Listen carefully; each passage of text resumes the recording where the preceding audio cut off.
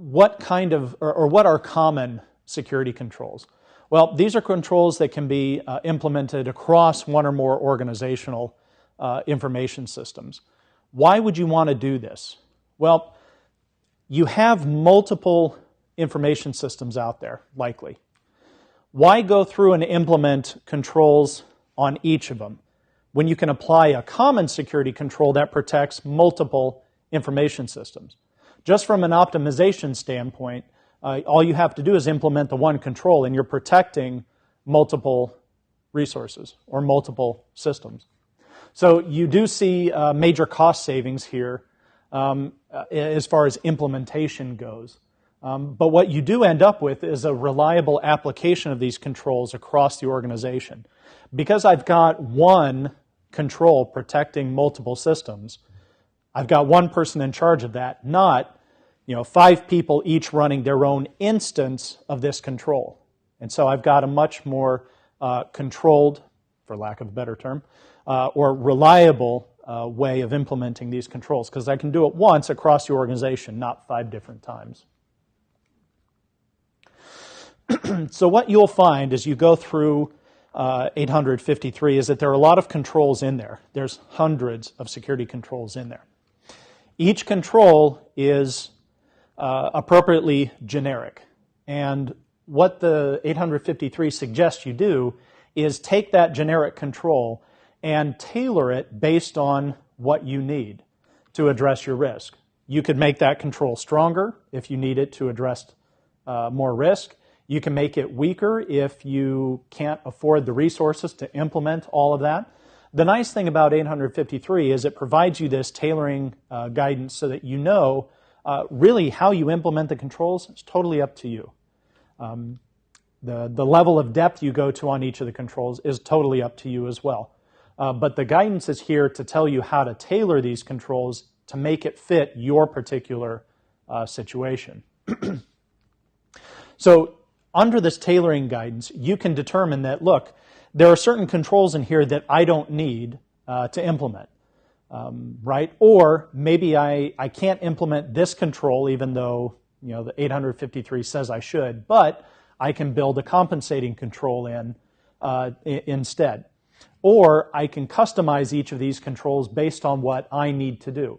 And it gives me the flexibility as the security professional in the organization to manage the risks based on what I know the risk to be, the resources I have to mitigate those risks, and my particular information technology systems that I have to deal with. So 853 should not be seen as a you must do this, this, and this.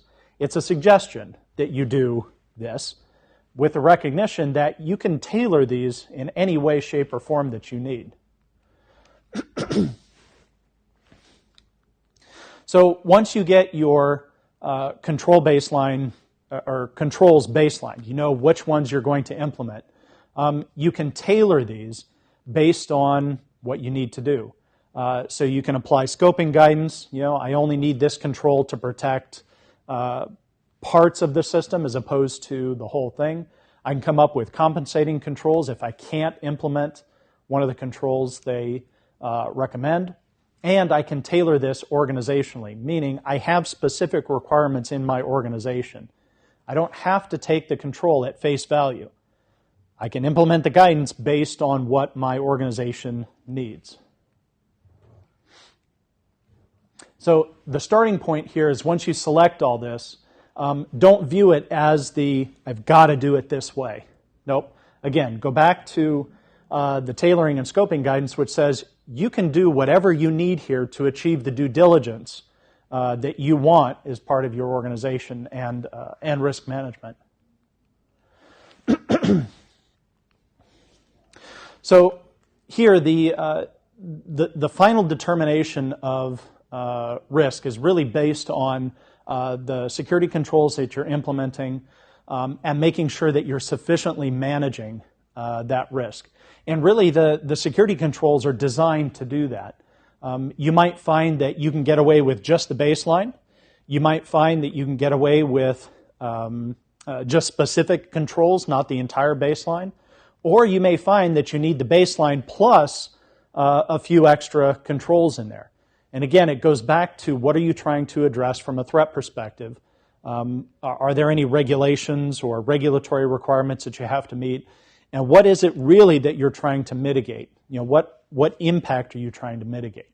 You can put all that together and come up with the exact list of controls that you need to implement, again, based on the resources you can put to it, the risk you're trying to mitigate, and the impact that you might be trying to reduce as well.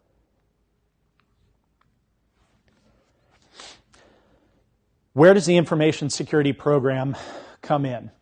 Information security program is a big umbrella function, right? Well, when selecting security controls, really what you're doing is organizing the security controls across the organization and coming up with a plan for implementing those controls in some effective manner. Again, think about the common security controls, the things you can implement once across the organization as opposed to on individual systems. So the information security program, first and foremost, looks at all that. Then it will look at who's responsible for developing this control, implementing it, assessing the effectiveness of it, and then monitoring compliance with that control over the course of a year, 2 years, or whatever the life of this program would be. And then it makes sure that the right controls are implemented, are selected, are implemented, and that those controls actually meet the risk mitigation needs of the organization. So again, the information security program as a whole is there to figure out what controls do I need, who's implementing them, are they effective, and does it meet my specific security requirements as an organization.